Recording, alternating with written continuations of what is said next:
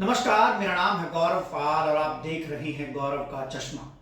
एक नई कहानी के साथ, एक नई स्टोरी के साथ, एक नए एनालिसिस के साथ मैं आपके बीच आ चुका हूं। लेकिन उससे पहले आप लोगों से दरख्वास्त है कि गौरव का चश्मा चैनल को सब्सक्राइब करें, वीडियो को लाइक करें, वीडियो को शेयर करें।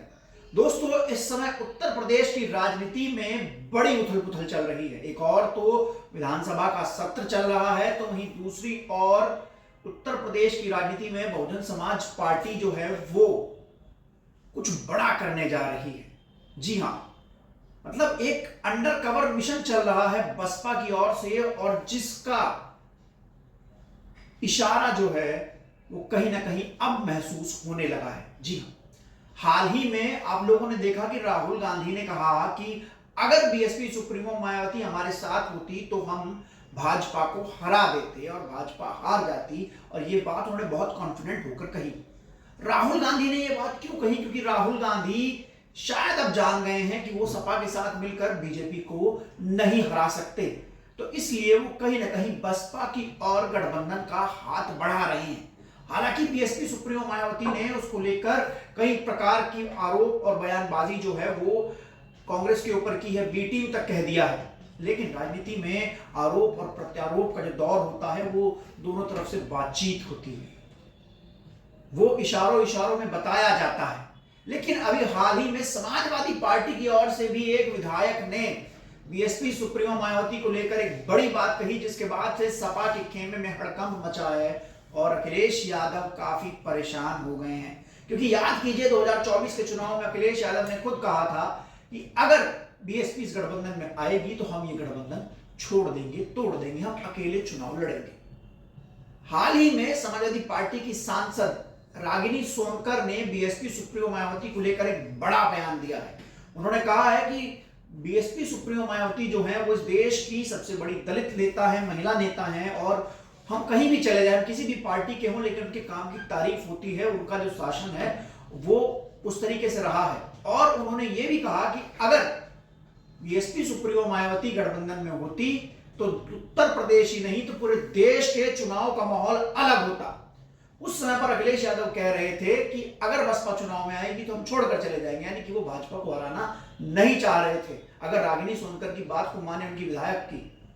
लेकिन उसके बाद रागिनी सोनकर ने कहा कि अगर बीएसपी गठबंधन में होती तो पूरे देश में चुनाव का माहौल होता, यानी कि सपा भी ये मानने को तैयार है कि बसपा का जनाधार उत्तर प्रदेश ही नहीं पूरे देश में है, और बीएसपी के साथ आने से भाजपा को हराया जा सकता है।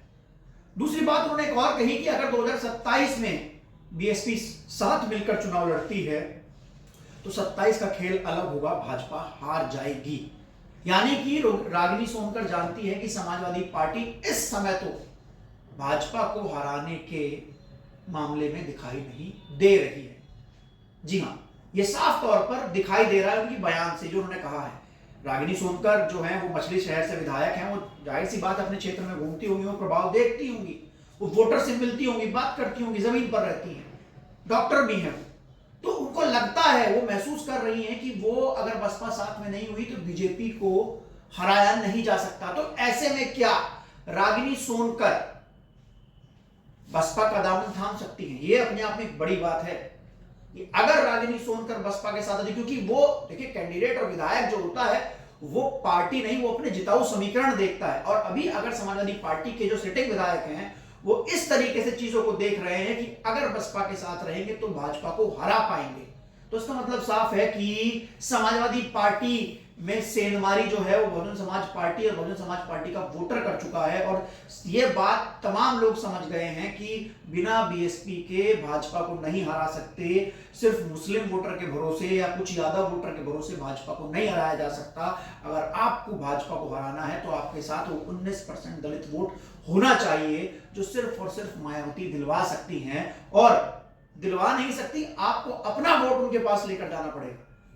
और अगर जीते हुए विधायक इस समय ये चीजें देख रहे हैं कि उत्तर प्रदेश में समाजवादी पार्टी भाजपा को नहीं हरा पा रही, समीकरण नहीं बना पा रही है, नंबर नहीं है उसके पास 27 को लेकर, तो फिर बड़ी चीजें हैं। और बसपा की, और ये मतलब काफी सारी चीजें ये भी हो सकती हैं कि बसपा जो गांव चलो अभियान चला रही है उसकी वजह से जो ग्रामीण कैडर होगा, जो ग्रामीण लोग होंगे वो सक्रिय हो गए होंगे, क्योंकि राहुल गांधी का बयान, रागिनी सोनकर का बयान और तमाम लोगों का बयान यही दर्शाता है कि अब विपक्ष ने भाजपा के सामने घुटने टेक दिए हैं।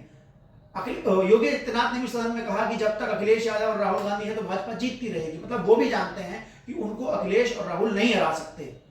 तो जाहिर सी बात है कि जहां एक और पूरा विपक्ष घुटने टेक दे रहा है भाजपा के सामने, हराने के लिए समीकरण और वोट नहीं इकट्ठा कर पा रहा है, तो वहीं दूसरी ओर जो उस विपक्ष के सांसद विधायक हैं, जो नेता हैं, वो अब बसपा की ओर बड़ी नजर से देख रहे हैं और कह रहे हैं कि बहन जी अगर हमारे साथ होगी तो ही हम भाजपा को हरा पाएंगे, वरना नहीं हरा पाएंगे। तो इससे साफ पता लगता है कि समाजवादी आने वाले भविष्य में आप देख सकते हैं, अगर बहुजन समाज पार्टी जमीन पर थोड़ा सा और एक्टिव होगी, थोड़े से और तरीके से काम करेगी, तो फिर आप देख सकते हैं समाजवादी पार्टी से और कांग्रेस से जत्थे के जत्थे बड़े नेताओं के, सिटिंग विधायकों के बसपा में शामिल होंगे। जी हां, बसपा में शामिल होंगे, क्योंकि ये जो बात रागिनी सोनकर अति पिछड़े समाज से आती हैं और वो देख रही है कि उनका वोट बैंक क्या है, उनका वोट बैंक कोई दलित वोट बैंक है, पिछड़ा वोट बैंक है, मुस्लिम वोट बैंक है, तो वो ग्राउंड पर वो नंबर इकट्ठा नहीं कर पा रही हैं। उनको लग रहा है कि अगर जीतना है तो दलित वोटों का साथ आना जरूरी है और पिछड़ा तो मेरी वजह से साथ आ ही जाएगा, और मुस्लिम जो बाइनरी मजबूत होगी उसको वोट करता है।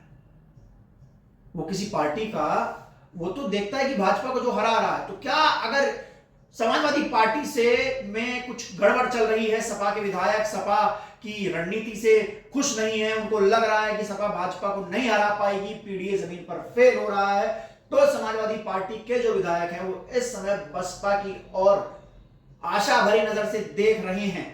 तो अब ये देखना है कि क्या 27 के चुनाव में से पहले समाजवादी पार्टी में कोई बड़ी सेंध बीएसपी लगा सकती है। हालांकि सेंध लग गई है, जिस पार्टी का मुखिया ये कह रहा था 2024 में कि बसपा आएगी तो हम गठबंधन छोड़ देंगे, आज उस पार्टी के नेता कह रहे हैं कि नहीं नहीं, अगर बसपा उस गठबंधन में होती तो प्रदेश में नहीं पूरे देश का चुनाव अलग होता। कैसी लगी आपको हमारी खबर, आप लोग लिखकर कमेंट सेक्शन में बता सकते हैं। तब तक के लिए चलते हैं, फिर मिलेंगे दूसरी वीडियो में। धन्यवाद, नमस्कार।